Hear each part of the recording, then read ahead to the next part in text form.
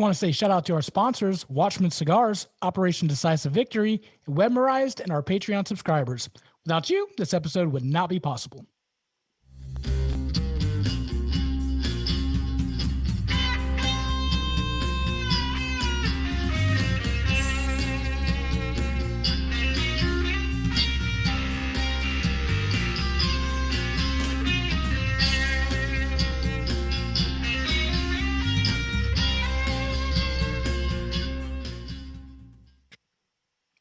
Hey, hello, everybody. Welcome to a brand new episode of the Southern Fried Philosophy Podcast, where it's our take on life, liberty, and the pursuit of gravy, while you, the listener, are invited to come up on the porch, grab a beverage, and set a spell. We've got a great show lined up for you as always, but before we begin, let me introduce you to our starting lineup. Running the Facebook Live and the YouTube Live and manning the chat, it is Magic Man. Hey, everybody, and we're also on Twitch. Ooh. It's like, ah. And then our illustrious person at the helm is our producer, Brian. Hey, guys. And I, of course, be Biggin. Hope you guys are having a great day and a great week. Thank you for tuning in to the Southern Fried Philosophy Podcast. Brian, can you tell our listeners where they can find us on the socials?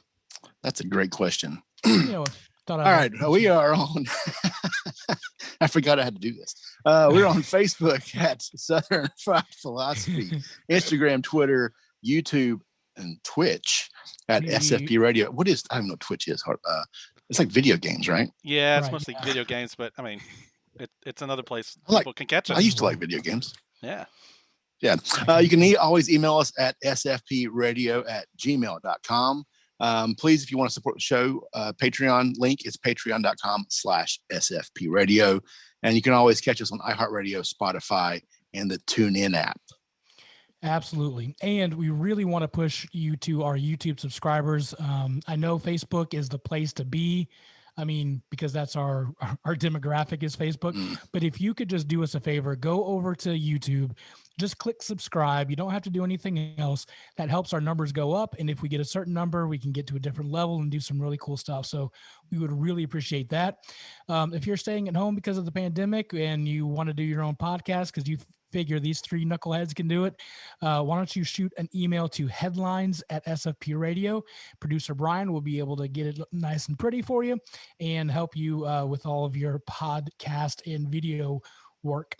And also, if you want to be a show sponsor, we would appreciate that. Just again, email us at sfpradio@gmail.com and we will be glad to tell you how the whole thing works. So we would appreciate that. Guys, we still need listeners from North Dakota, Alaska, and Vermont. I'm about to just book airplane tickets for all three of us. We'll just take a state. We'll go there. We'll hit play, get on the plane, and come back. Do we get to pick? Yeah, you could pick. Where would you go? Producer Ryan? I think Alaska. If you're buying me a plane ticket, I want to go to Alaska. That's okay. All right. Magic Man, where are you going? You got North Dakota or Vermont next? No, we're just going to make you go to North Dakota. I was going to say my mom lived there, so she'd probably be very happy about me going and visiting. When she's not from there, she just lived there long time ago. So it'd be kind of cool. Man, I'll tell you, we did a youth mission trip up there to North Dakota and Montana. Dude, have you guys been out there? No, I would love. That's on my bucket list. Holy cow, it is gorgeous out there. I would love to go out there. Yeah. No, I would recommend that at any point.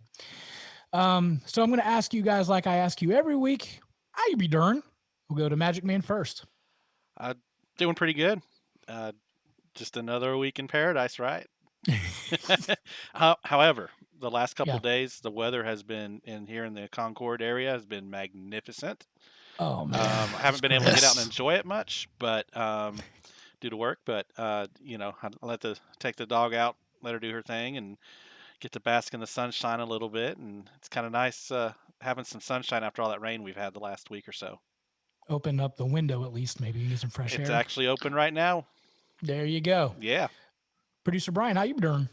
I'm good. I think Mojo would say this is the first fake spring, right? Very true. It's true. Yeah. This is so. I don't know what the weather. I think it's supposed to be nasty, like rainy tomorrow.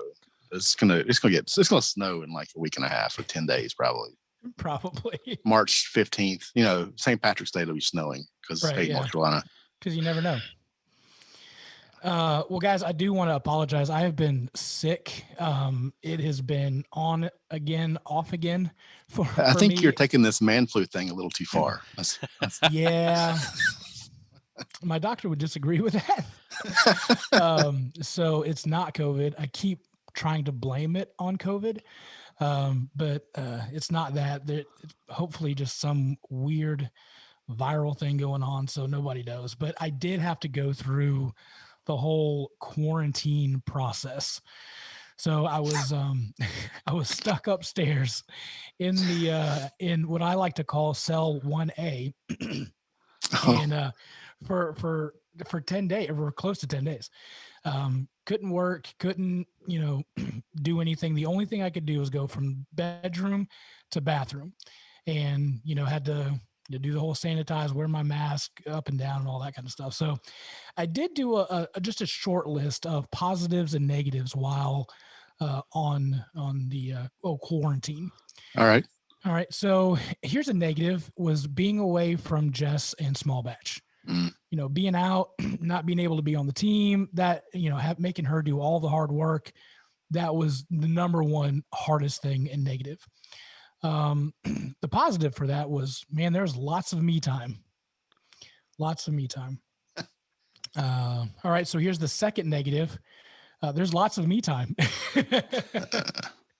There's a lot of that. It was getting really old. Here's the positive, though. I developed quite a love for popsicles. Don't know where that came from, but just set me up a few, and I couldn't get enough of them. Was it like that pack you can get like with 100, like the little, it's like basically just syrup and the little things that cut your mouth open when you try to eat them? It wasn't those, was it? No. It was the coconut cream and the peach. Like, these are legit. Like, sound delicious. Yeah, no, these aren't the little kitty ones. So the next negative was I had to disinfect everything. We walk out, you disinfect everything. The positive was I got a new super soaker. That was the easiest way to do it. Just spray it down with a super soaker. That was good. The negative was being cooped up all the time. The positive, lots of naps. Got a ton of naps. I will say the weather was terrible, so you didn't miss anything outside the house. You're right. Yeah. That could be a positive. The negative, there's way too many naps. The positive, though, I did not get any bed sores. I just had no energy, and all I did was just lay in the bed the whole time. Like, I couldn't hardly do anything. So, but I didn't develop any bed sores, so that was a positive. Again, negative was a lack of energy. The positive was the excuse that I couldn't do anything. So, like, she asked, could you do this? I'm like, I don't have any energy. Here's the negative: falling behind at work. That's, come back and you got bazillion of emails. The positive was I got a total of 64 pages of a 350-page book that I really wanted to read. A whole 64 pages. Way to go. Here's the negative. I had a really bad loss of appetite. Just couldn't imagine to eat anything. Here's a positive. I was hoping to lose some weight. It was a good weight loss plan. Get sick, lose weight.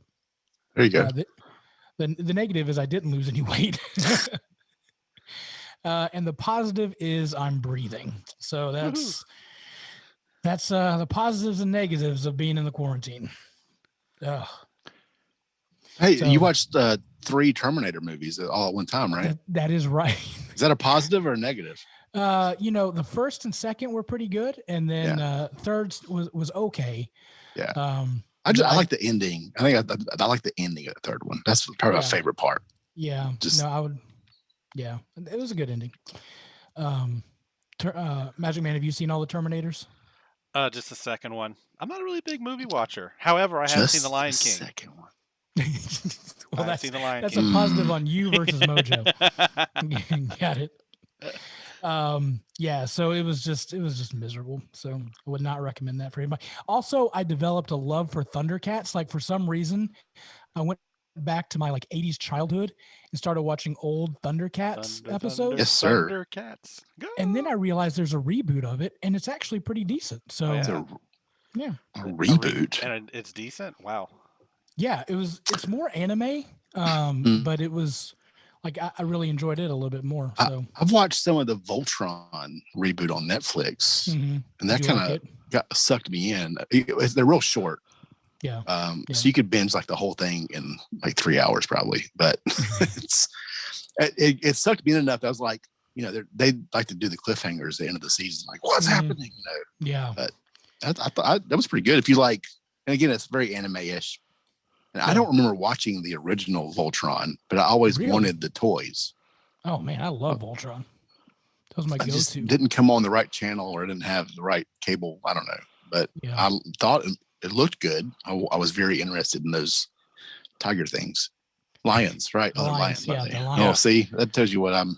There you go. Yeah. Yeah, my mom would never let me play with GI Joe because her moral was the U.S. doesn't always win. I was like, okay, Mom, that's your political stance you want to take. So I owned no GI Joes, but I had tons of Thundercats and Voltrons. I understand that coming out of that one conflict that the U.S. didn't win. Yeah. Yeah, sure. Yeah. There's that one. I remember Transformers.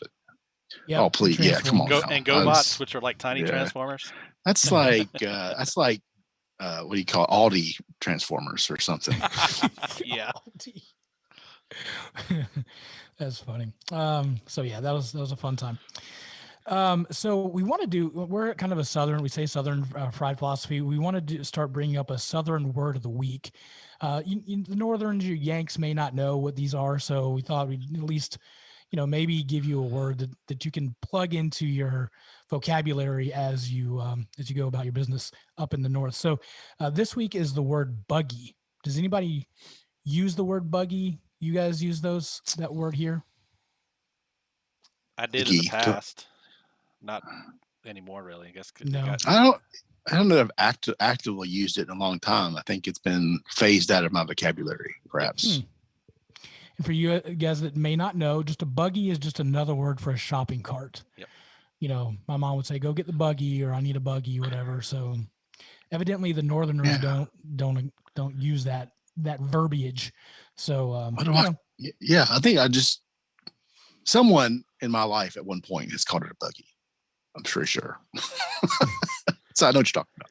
Okay. All right. Good. Actually, it's funny. We were talking earlier about me working at a grocery store when I was in high school. That's where I heard it called a buggy, and that for was the first time back in the early '90s. Yeah. But you were in California, though, right? No, I was here I was actually in Charlotte. I've lived in Charlotte over 3/4 of my life. Oh, I thought you were. I was born in California, but I moved here when I was 10. Wow. So okay. I've been here. I'm a long-time resident. Yeah. How do you feel about avocados? I'm a Gen Xer, so really they're green. They didn't have those in California, I guess, when you were 10. Right? No. We had a lemon tree out back. It had big old lemons, like come on, 6 inches around. I mean, 6 inches of diameter. Yeah. What was that? Okay. Yeah. And for those listening, I just made my hand go back and forth real fast. He's just wiggling his fingers like, no. Yeah. No, not today. Yeah. So, well, cool. I love avocados. I didn't even know what an avocado was till I did a previous podcast called Dr. David Biggin in Texas, and he cut this green fruit in half and started eating it. I'm like, what is that thing? Like, I've never seen one before. So we didn't eat those, obviously, in Missouri. All right, guys. So I saw this Facebook thing. It said, how country are you? Are you guys hearing that, by the way? Hearing what? I'm hearing my computer's making noises. I'm No. making sure you guys didn't hear. Okay. Nope. So a Facebook thing says, how country are you? It gives 40 questions, and you guys, so it's going to be a long one. And Let's do it. Do it. Yes. All right. So score. Do I need to keep score here? How country am I? If you can keep score, that would be great. Yeah, keep your own score. We'll do All right. that. I just happen to Yeah, have So a just everybody gets tally your- if I get Yep, one just- right. Or, Yep. And you okay, guys can all play right. at home. I'll go slow enough so that everybody can play at home. So how country are you? All right. All right. How Let country me know are when you're we? ready. Let it I'm rip. good. All Let it right, rip, Tater Chip. Okay. Point Have for you- Ryan. Hell yeah, brother. 2 points. Have you ever owned a pellet or a BB gun? Negative. Well, So do we do a point if it's if yes? you've done it. Yeah. I've used one. I didn't. Was not allowed to have one. So there's Okay. that. Well, Does that count? okay. Is that half point? No, you have to own it. Okay. Have you owned a real gun? Check. Check. How many? Ryan? Do I get to mark one for every gun? No. Oh, okay. Ryan? No, I didn't. Prefer not to answer. Ever shot a real gun? Yes. Ryan? Oh yeah. You know, okay. All right. You got That's to my answer these, in-laws. Ryan. You Oh. have to use your words. Use your, I Use better your not. words. Using my mouth. Yeah. Gone squirrel hunting or rabbit hunting? Yes. No. I've gone deer hunting. Does that count? That's not a squirrel or a rabbit. You're right. Okay, so that's enough. Actually, okay. I'm sorry. Yes, squirrel. I did a squirrel with my pellet gun. I've trapped a squirrel. I guess I have. No, that's true. I could count that. Yeah. Okay. And it killed it. So all right. So gone fishing. Yeah. Yes. Yeah. Owned a slingshot. Owned or used a slingshot. Yes. Yes. Yes. Plucked a chicken. No. Nope. No. This is a weird one. Gathered wild ginseng. No. Nope.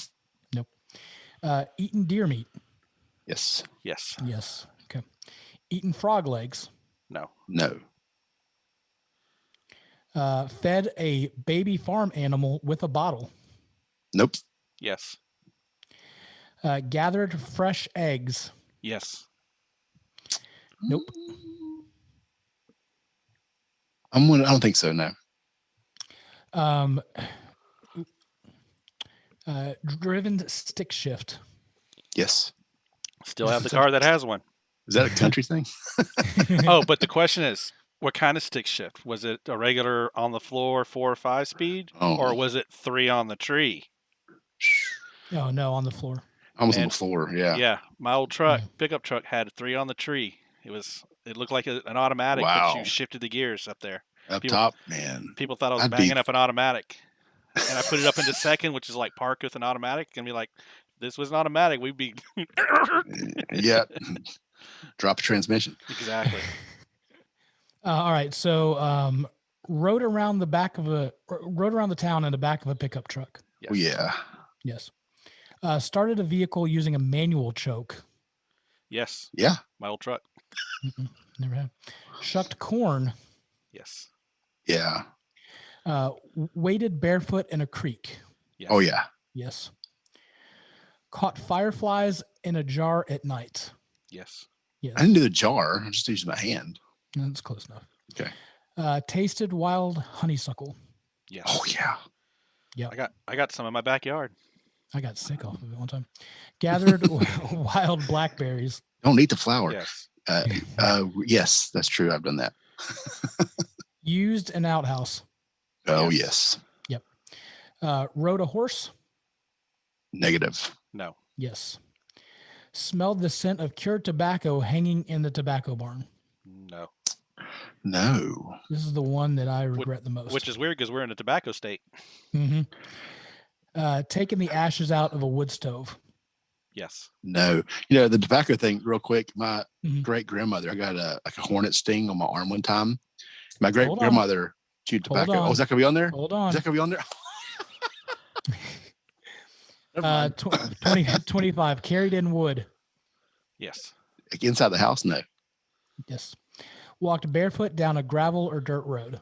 Oh yeah. Yes. Slept in the tent. Yes. Oh yes. Been attacked by a rooster. Negative. No. I've been around them, but I haven't been attacked by one. Yeah. Yeah. Eating a raw apple, potato, or turnip off the blade of a pocket knife. Oh, yes. Yes. I did today. Dipped skull or chewing tobacco, or applied it to a bee sting. Yes, to both, all those things. My great grandmother chewed tobacco like Red Man, right? And I was out at her lake house, and I got like a giant, killer bee stung me. I was probably 12 years old or younger, and she just went, "Oh, no problem." She just like pulled a chunk out and stuck it on my arm. Oh my gosh. Yeah, it was great. Get your hog in there, boy. I get some extra points for that, I feel like. You should. Eating homemade snow ice cream. Snow cream, yeah, man. Yes. Mm-hmm. And my parents are listening, and they just informed me that I rode a horse when I was 4. So thanks, Mom and Dad. He gets thanks, Mom So- and Dad. I'm going to change I don't know which one it was, but Just add a tally. Just yeah. add one. Yeah. Just add a point. yeah, that's what I did. Used a pump to draw water from a well. Yes. Yep. Old Salem. Been on a hayride. Oh, yes. Jumped into a pile of raked leaves. Oh, yeah. Yes. Yep. Thanks, Dad. Carved your initials in the side of a tree. No. Yep. Yes. It was easy. Sucked the end of an old piece of water hose in order to siphon gas out of a gas tank. I've done this. Does it have to be a water hose? No. Okay, then I can say yes. Yeah. I tried and it didn't work, so Mm. I was too scared. Been shocked by an electric fence. Yes. I believe so. Split wood with an axe. Oh, yeah. Yep. Hung laundry outside on a clothesline to dry. Oh, yeah. Yep. Yep. And number 40, eaten fried bologna. Oh, yeah. Absolutely. Probably have, so I'll say Yes. Heck yeah. All right, gentlemen, let's tally them up. I'm at 30.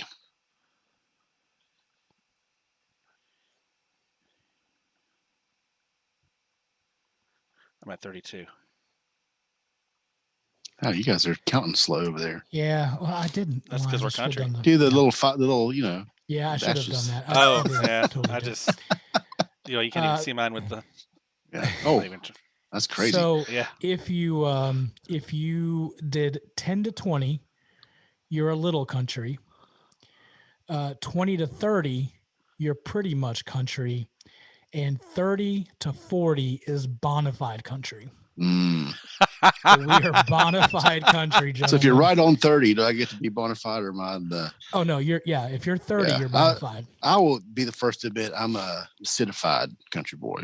So Yeah, because I grew up in the suburbs, so I can't really. yeah, I agree. Yeah. I don't know how legit that is. I mean, I feel like you need to have go to a field party, drink way before you should at the field party. There's a lot of other things. Yeah, that would be more country. Most of my points here come from just the family I was raised in. Mm-hmm. So I was raised by these people would score 50 on this test. I'm just saying. Well, you grew up in Mooresville, though, right? I did, yeah, but Yeah. there's some good old boys around Mooresville. That's my point. Yeah. And nothing wrong with it. Nothing wrong with it Nope. whatsoever. 'Cause Nope. I used to live over there. Nice. I was one of them in my 75 Chevy pickup There you go. with 3 on the tree. Well, I had a different thing, but let me go to, speaking of country, we'll just go ahead and go to the good old Mountain Eagle. There are some updates. If you don't remember, the Mountain Eagle is a newspaper from Kentucky, a small little town, central Kentucky. And in fact, we will do that in a bit. We actually have our guest. Woo-hoo. So the guest is here. Hey, all righty. We did not anticipate that happening. So we will bring him on and then we will ask some questions. And our guest is Kevin Hoffman, by the way. He wrote a book called, let me find it. Here we go. Growing Up Black in White.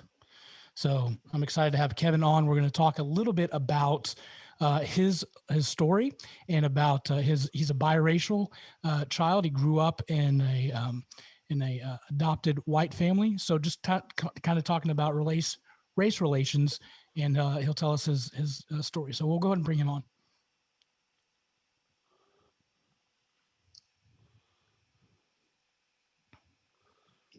Hey, Kevin, can you hear us? So it's still connecting to audio. Hello. Hello, hello. Kevin, Sorry I'm late. not a problem, sir. How are you? I am good. How are you? Good. And we're well. We're well. I'm Biggin. We have Magic Man, and which is Ryan, and producer Brian. His name obviously Which is Brian. Yeah. That's a whole team. That's impressive. Yeah, that's what we do. That's I what we usually do. get one guy in a dark room. Oh wow. No, look, I even got like the banner and everything. Yeah, we're like we're exactly. super See fancy. Well, Kevin, thanks for joining. I appreciate you coming on to the show. Man, you have got an amazing story. I want you to kind of maybe start at the beginning, if that's okay, Oh yeah. and Yeah. just tell your story to our listeners. Okay. Yeah. So I am the proud product of an affair between a white woman and black man in the late 60s in Detroit. They were both happily married, just to two different people. Mm. And so, like I said, this is in the late 60s in Detroit, which has a lot of context because most people know. That might have been a little taboo back then, right? Oh my God, not only taboo, but then, so they have this affair in early 1967. And my birth mother decides to go home to her white husband and tell him that she's had an affair with a black man and chooses to have me, which is just amazing. Yeah. And again, like you said, the context at that time, I mean, a white woman who has an affair with a black guy goes home and tells her husband, I mean, he could have responded in any way. And, you know, the police wouldn't have done much about it. Right.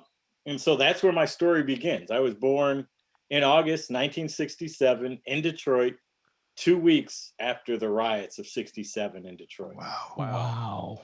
So I'm this biracial kid born into this city that is literally at each other's throats because the black and white community can't get along. Wow. And some will argue even today in Detroit, they struggle with that. And so that's what I'm born into. And so my mother has me, and her white husband insists that she puts me up for adoption. And so I'm taken from the hospital by my mother and her husband.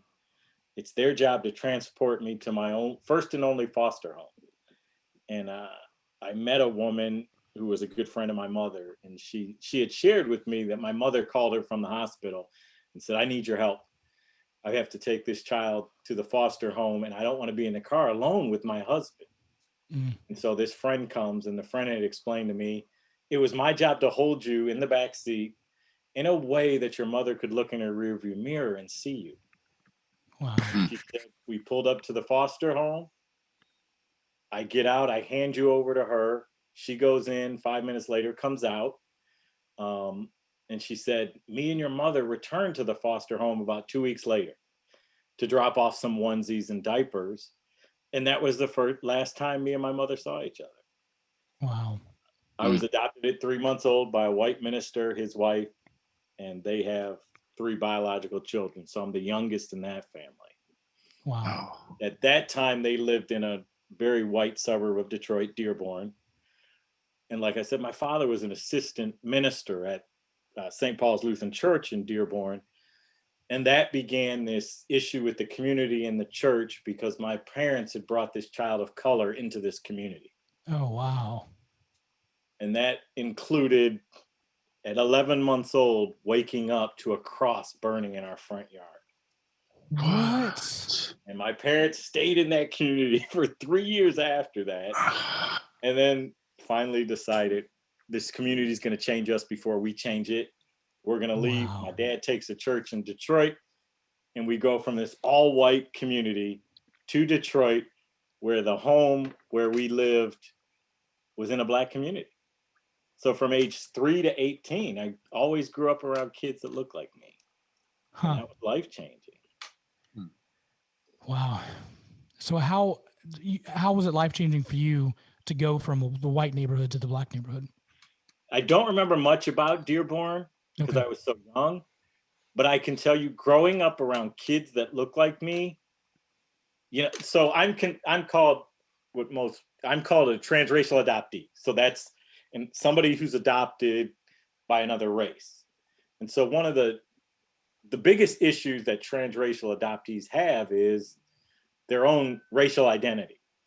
Mm-hmm. And because I grew up around kids that look like me, I never struggled with, I don't want to be Black. I don't want to be a part of the group that I was a part of. So that's why it was so life-changing to me. I got to see kids who, I got to see good Black kids, bad Black kids, smart Black kids, not so smart Black kids. Yeah. But it just gave me, I got to see all the hues of Black that I wasn't getting from TV or in the media. And that was life-changing because I didn't grow up not wanting to be a part of the group that I was in. What about for your siblings, vice versa? Like, how was it growing up for them?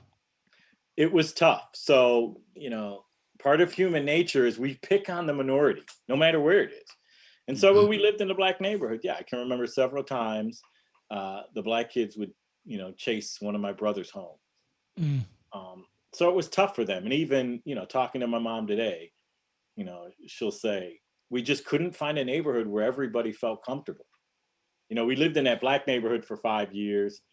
When at age 8, my dad gets a promotion. We moved 2 miles away, still in Detroit, but now to an all-white neighborhood. And so I'm the Jackie Robinson of that neighborhood. And so now it's my turn to kind of adjust to living, pretty 24/7 around white kids. And that was an adjustment because those white kids weren't used to being around Black kids. So they would say some horribly insensitive things because they weren't used to kind of controlling what they said or did. Yeah. Wow. So, listeners of the show know, you don't know, I'm a foster parent. We do have one placement right now. But it's a Caucasian white female. But we're open to whatever, whatever happens if we keep going down the path of fostering. But I mean, foster parents are incredibly needed, right? I mean, I see kids day in, day out where they don't have foster families, or they're living in their cars with their parents and barely surviving. Can you talk maybe about the foster parents and the need for foster parents? Oh yeah, it's huge. Because what's the alternative? Like, so you get that a lot. So when I first started speaking, I would speak very openly and honestly about transracial adoption. And so some people would walk away from that thinking, man, he's totally against it. And I'm not. It's a numbers game. So if we don't have transracial adoption, unfortunately, disproportionately, children of color are showing up in the foster care system. So if you don't have transracial adoption, the other alternative is those children stay in care and they age out. That doesn't do those kids any good. It doesn't do society any good for kids to age out of care. So it's extremely important that we have foster parents and adoptive parents. And we need to do a better job too of reconciliation with birth families and trying to get the kids, helping those families to get back on track. Yeah. I know both of our caseworkers have went above and beyond to try to do reconciliation. One worked, one didn't. Yeah. So it's, it's really tough. So, but I also want to go back to when you were growing up in those formative years for you, you were able to establish that racial identity for you. What do you see the difficulty is for like parents that will say, well, I've got a Black daughter, but I don't see color. And so we're going to treat her just like a daughter. And we don't bring that up. And so I always say that would be great if you were John Travolta and you were the boy in the plastic bubble and that child never left your home. But the second that child leaves your home, they are seen as a child of color. And, say what you want. That's just how our country responds. We respond physically to race. And so, some people do see color. So that's interesting. I get that quite a bit. pretty much every time I train, it's, well, but I don't see color. I just see my daughter. Yeah. And I was reading a book on race and racism in the Christian church, actually. And the author had said, how I interpret that when people say I don't see color is, I don't choose to see color and race and racism. The whole system built around it. And I thought, wow, that's an interesting slant on it. That, well, yeah, if you don't see color, then you don't have to address the problem of racism. Right. I think that's huge. That's a huge statement because, you know, especially for the church, Southern Baptist Church, you know, the Christian church, like, I mean, it was kind of built around slavery, right? Like, Exactly. they were, Right. you know, so to say, oh, I don't yeah. see color.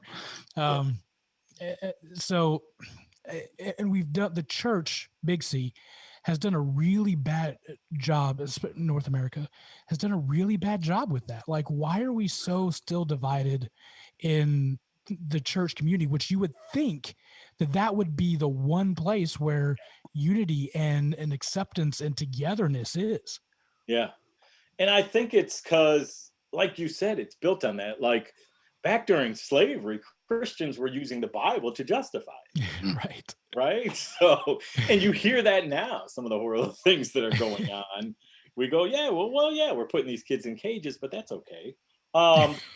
So, yeah, and I think, and this is the whole race and racism just boils down to one thing for me, which is if we can all just come to an understanding that I may experience this world and this country different from you, and that's okay. It doesn't mean that it's not happening. Like, that's the hardest thing as a person of color is when I share with someone that I'm hurting because I think someone treated me not so kindly because of race, and then I get the arguments basically that are dismissing what I've said. That leads to a lot of frustration. I remember when I got married early on, my wife would come to me and say, yeah, you did this and it hurt me. And my defensive response to that was, yeah, but my intention was this. That's a valid excuse, right? Yeah, exactly, right? Years. I didn't mean to. All I did was hurt her more because I just wasn't owning up to it. And I was kind of saying, no, you're so naive that you just got that totally wrong. And so if I like to break it down like that and just say, okay, so what if you were hurting and you shared with a friend that you were hurting, and then that friend did whatever they could to just dismiss why you were hurting? That wouldn't make you feel so good. No. Right. Like, I got beat up by the cops. Yeah, I got pulled over one time for speeding. You know, yeah, exactly right. Yeah, same thing. Yeah. Or and that's the whole experience thing. Or yeah, I got pulled over once and they were just great to me. Right. But why on earth would they even be mean to you? Like, you must have done something to cause that. Yeah. When it's just not been. There's just tense relationships between the Black community and the police, and we need to do a better job of addressing that too. Yeah. And the thing is it's not there's no silver bullet to this thing, right? Like, we can't just say, oh, well, we can do reparations and that'll fix everything. Like, it is so systemic that, I mean, it's in everything that's going on, right? So I don't want to hog all the time. Do you guys have questions? I want to make sure, just keep the floor open for y'all. My brain's shooting like all these different directions with this conversation because, you know, to me, I've mentioned this in the show, I live in a very diverse community, and I feel like we have to kind of address the elephant in the room sometimes when, you know, Blacks and whites or Hispanics, whoever, come together. So yes, we've had different experiences. The world has treated us differently for different reasons, whether it's right or wrong. And we can't dismiss those things because I haven't experienced it, you know. So I feel like you even just have common ground. We have to just to get on the same page that way. We need to go, I know you've had a different life than I have. And just because, you know, I'm not afraid to see a police officer behind me, you know, I don't fear for my life. Yeah. Doesn't mean you shouldn't or don't, you know what I mean? You know, I'm not saying the police are bad or whatever, but you know, those are rational things, you know, to a Black man. Yeah, right. And that's the thing too, is that, again, to me, it just comes down to logic and compassion. Right. and just compassionately, if you understand and hear, man, he had this Mm. experience that was traumatizing to him. And Yeah. the police is a good one. So I live in a neighborhood, you kind of have to come off a main road, and there's only one way in or out of our neighborhood. And every time I turn into the neighborhood, I'm looking to see if someone's behind me. And if there is, it's just automatic. I'm thinking, it's just on my mind that this could be a police officer, and how's that going to turn out? And that is a real fear for a lot of people. Wow. And so, justified or not, that is real. So when someone comes to you and says, yeah, man, this is a concern of mine, the better and logical and compassionate response is, yeah, that's horrible. Like, and that was, if you're not doing anything wrong, you don't have to be afraid of anything, right? Yeah, exactly, right? Yeah, but yeah, that's what people say, right? Yeah, Like, that's exactly what people say is, yeah, I had this interesting conversation with a cousin of mine. So he's white. We grew up together, and yeah, and the last time we talked was over the shooting of Philando Castillo, who was he was a teacher who had been shot in his car, and his girlfriend had taped it, and it was going through Facebook Live. Oh, wow. And so I'm watching, and the video played over and over on the news. And I watched that, and the conversation I got into with my cousin was, my cousin wanted to tell me everything that wasn't on the video. And I said, you can't do that.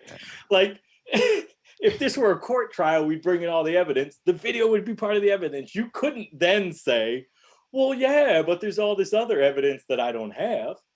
Like, that's not even a logical argument. Yeah. But that, man, those conversations always go the same way, which is kind of interesting. Yeah. And so then it becomes, one group wants to justify why this person should be shot. And that's really hard to justify. Yeah. Yeah, and I think you said one of the key words there is just, you said hear, but I think we just need to listen to stories. And even the fact of just, it's not even like trying to see if it's true or not to that person or that situation. Like, that's just how they felt, and that's their experience. And even if it's real or not, that's what they went through.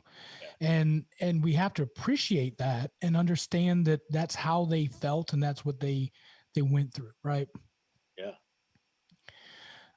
So tell us a little bit about the book, Growing Up Black and White. Yeah, so initially I was fortunate enough coming up in grade school that I had this great 7th grade English teacher, Mrs. Scharfenberg. And I had this ability to write. She saw it, she encouraged that. And so I always wanted to be a writer. And I thought, man, what an interesting story. Like, not everybody has grown up like this. And I thought, let me share this story. And that was the initial thought. And I honestly, the book is written to white mothers who have adopted children of a different race, and they're raising them. And that's who I was speaking to the first time I wrote the book. And then, thankfully my wife had pointed out, there's a bigger story here. I think you can help more people than just in the adoption community. And so, and it's interesting because that thought was in my head when I was writing the book, because I purposely wrote the book because I couldn't not talk about race in the book. Sure. And I understood that this is this very electric conversation. And I didn't want to talk about it in a way that people would just grab the book, read the first couple pages, and then go, no, it's too painful, I got to put it down. And so there was a method to my madness. So the book is about, this black kid living with this white family in Detroit in the 60s, 70s, and 80s, lives in a black neighborhood, then in a white neighborhood. And it really just chronicles kind of the crazy stories that we all have of growing up, especially as a boy. And so I tell all these crazy stories of the crazy things that me and my best friend, this tall, skinny white kid in the white neighborhood, and all the craziness that we got into. And then in between those stories, it's my interpretation of how those stories were affected by race. And so hopefully the aim was to talk about race in a way that people could digest it and then have further conversation about it. And it's just me sharing my experience. And you hit the nail on the head when you said, really the driving force behind writing this book was I just simply wanted someone to hear me as a person of color growing up in America and as an adoptee. I wanted someone to just hear me. Yeah, and I think that's for everybody, right? People just want to be heard. Yep. You know, at the end of the day, and so maybe talk about growing up as an adopted parent or a child. Were you able to meet the biological parents, and what was that like growing up with maybe being separated from them? So always thought about my mom. And it's interesting. So we grew up, again, context is important. So I grew up in the 60s, 70s, and 80s, pre-Dr. Phil, pre-Oprah. Families weren't having these deep conversations. And so we didn't talk about race. We didn't talk about adoption. And now looking back on it, we know, you know better, you do better. And so now we know, it's important for adoptees to have that environment where they can feel safe sharing what they're thinking and feeling. And I just didn't have that. But always thought about my mom, always fantasized about, one day meeting her. And when I graduated from high school, went away to college, I started looking for my mom at 20 or 21. And off and on searched for her. It took me 20 years. And then 2009, on the advice of a fellow adoptee, they suggested I use a search angel. And a search angel is someone who tries to find biological family for adoptees or vice versa. And so I used this woman. It's the first time I used the internet. And within 20 minutes, she found my mother. Wow. And I remember, sending her an email on my way out to a high school football game with my boys. And sitting on those cold aluminum steps and unfortunately finding out that my mother had died 6 years before. Oh, wow. And so, sitting on those stands, I got a picture of my mother's headstone, her obituary, and the names of my brothers and sister. Oh, wow. So that began this search to find them. And so I started searching for brothers and sisters. All the addresses and phone numbers that were connected to them were wrong. The only phone number I had was my mother's husband, Louis. And out of sheer desperation, I remember I called my wife in. I'm in this room. I put the phone on speaker, expecting it to be a wrong number or no one would answer. And this male answered within 2 or 3 rings. And I hadn't thought it through enough as to what I was going to say. And so I remember sitting there panicked, and I'm like, how do I ask the husband of a woman who's had an affair to give me information about all that? Like, I'm sure that wasn't a pleasant time for him. Sure. And so I squeezed it out. Hey, remember me? Yeah, exactly. And he said, yeah, we met. It was 40-some years ago. And I'm trying to get information from him. And I said something like, I have reason to believe that your wife may have been my biological mother. And I gave her a name. And he says, hang on, you need to talk to my wife. And at this point, I'm kind of freaking out because I'm thinking, how did I get this wrong? Like, I've seen the headstone, I've seen the obituary, and this woman gets on the phone and so I got to go through the whole thing with her again. And then halfway through the story again, I hear Louis in the background say, oh, you mean my first wife? So Louis had to be married within 6 years. And actually, I found out from my sister, my biological sister, that, this woman had been around before my mother died. But my biological mother and her husband were together when she died. And so I have to ask my mother's husband for information about, do you know anything about my biological father?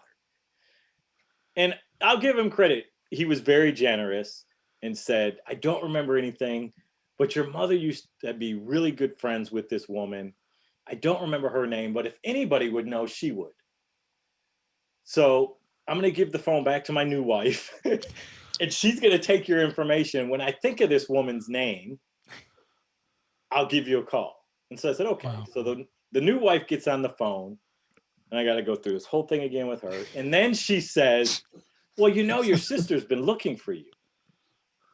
Oh, wow. And I'm floored, because I had just assumed that if a mother goes to the hospital pregnant and doesn't come home with the child, the logical answer is that the child died. Because my sister is 8 years older than me, and I have a brother who's 15 years older than me. Wow. So they would have known what pregnant was. Right. Yeah. And so she says, yeah, your sister's been looking for me, for you. So that was the Sunday before Thanksgiving, 2009. They all still live up in the Plymouth, Michigan area. I live in Toledo, Ohio, about 60 miles south of them. My sister married a guy who lives 10 minutes from me. Whoa. Wow. She was literally going to be going right by my house in 4 days for Thanksgiving to meet with her husband's family. And That's so amazing. I met my sister Thanksgiving 2009. Wow. And she shared with me what I wanted to know. I wanted to know what the real story was. And she shared with me how difficult it was growing up in the household. My mother's husband, Louis, was not the kindest person, so much so that my sister left when she was 14. Oh, wow. So that kind of gave me peace in knowing that adoption was the right solution for my circumstance. And I don't say that in all adoptions, but for mine it was. I wouldn't have fared well as a child of color, quite honestly, in that white man's home. Sure. I think it's important to note that even though you love your your adoptive parents, that doesn't change the fact of, you still looked and wanted to be with your mom and meet her and always thought about her. But that doesn't mean that that you love them any less, right? I think a lot of like adoptive and foster parents think, well, they won't love me as much as they love their own parents, Right. but there is something there, right? But that doesn't mean that they don't love you. Yeah, and I think I do a lot of training with adoptive and foster parents, and what I tell them is just understand that kids have the ability to love more than one person. Yeah.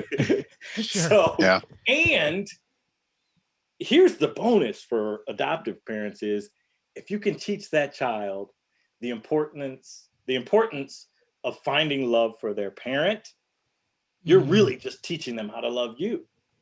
Yeah.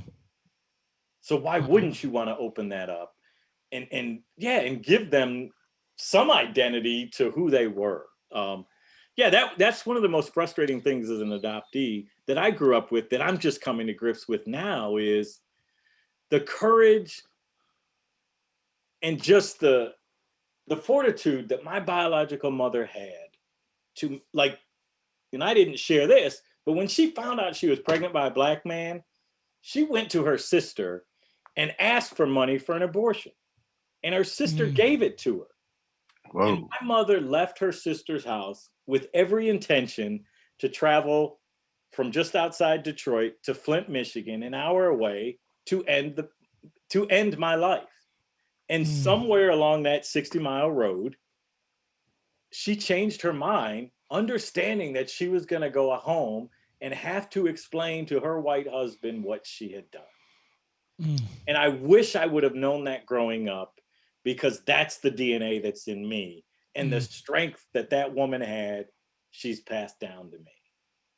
And I think that, a lot of people talk about, that adoption comes with a lot of loss and grief from the adoptee. And that's a big part of what I grieve, was not knowing really the royalty that I came from.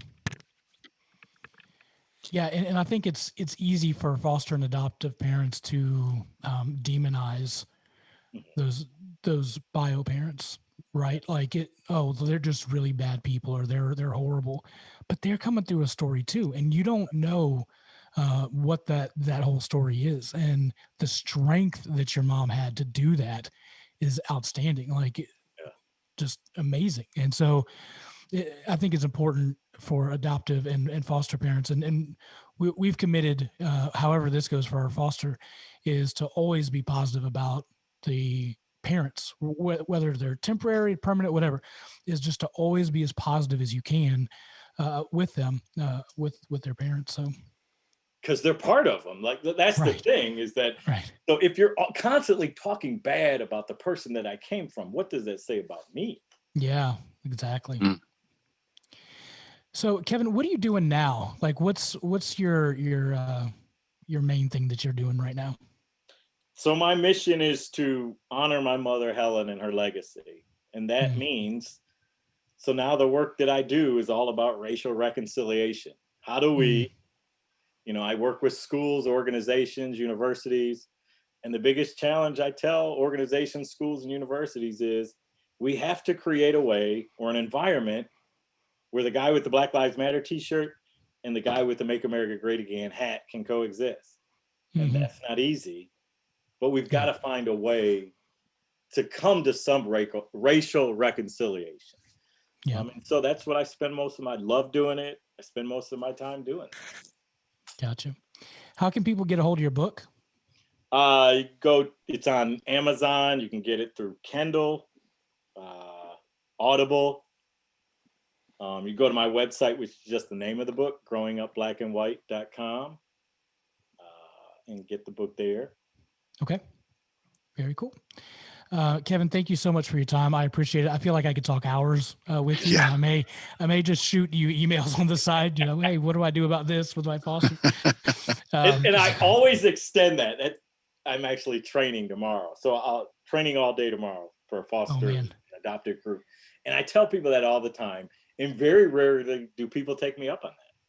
Really? Yeah, and I say, email me if you've got questions. I mean, part of my mission too is to create a life for the kids growing up like I did, to make it better for them. And you travel, right? Like you'll go wherever? Yeah, it was in New Jersey not too long ago. Okay. Yeah, we're part of a really awesome group here, Foster Charlotte. Man, they're amazing. So I'll connect with them. They've been on the show. Becky Santoro, we'll do the connection, and maybe we can have you out sometime. Yeah, that'd be great. Absolutely. Kevin, thank you so much again for joining. We appreciate you being on the show. Thank you. All right. Thank you, guys. All right. Thank you, sir. I appreciate it. Do you want to do the soundbite? Can we do that? Yep. Oh, yeah. Can you give us a bump before you head off and just say, this is Kevin Hoffman, and you're listening to the Southern Fried Philosophy Podcast? Yep. Anytime? Yeah. Okay. Hi, this is Kevin Hoffman, and you're listening to the Southern... Shoot. That's right. All good. No worries. Hi, this is Kevin Hoffman, and you're listening to the Southern Fried Philosophy Podcast. Perfect. Great. Thank you so much. There we go. Have a good night. Good luck in training tomorrow, and I will really pass your name along and email you if I need you. I'd appreciate it. Thank you very much. All right. Thank you, Kevin. Have a good one. Take care. See you. Bye. That was pretty cool. Man, I seriously could pick his brain for days. Wow. Yeah, cool. What do you guys think? That was definitely cool. And that one thing he said about how, with foster adopted kids, if you're talking about the parents, that make, the child might think, well, what do you think about me? Same thing can be said with step parents, like if you have a stepchild, if you talk about their natural parent, that could lead to some bad stuff. So I hope I didn't do that to Miranda. Miranda, if I did, I'm sorry. I probably just embarrassed her, but she doesn't really listen, so we're probably okay. We'll just tack on another therapy bill for that one. Yeah, there we go.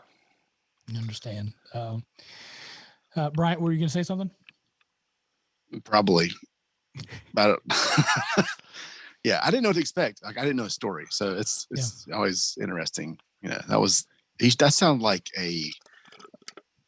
Unsolved Mysteries almost, or one of those like shows, those mystery like cold case kind of situations. Absolutely, it should be a TV movie. That should be a Hallmark movie right there. Maybe a BET movie if they do the same thing. I don't know. Yeah.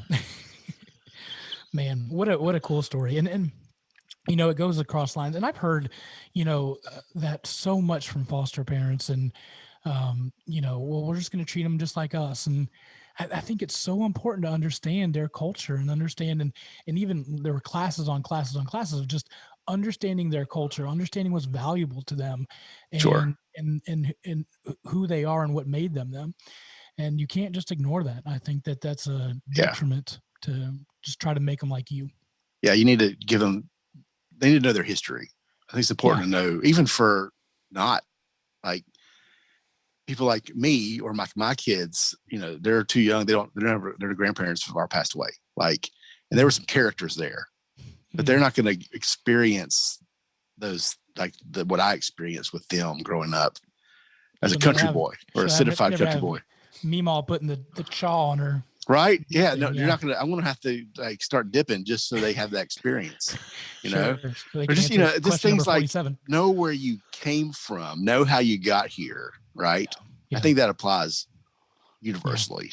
Yeah. And I think, adoptive parent are just so scared of, well, maybe I shouldn't tell them, especially if they're babies, should I not tell them? Yeah. That's a tough, man. They need to know at some point. At what point do they think, is that like abandonment is what happens there? Like that emotion. I can't imagine, I haven't been through that. When you find that out at what age, what does that do to you? Yeah.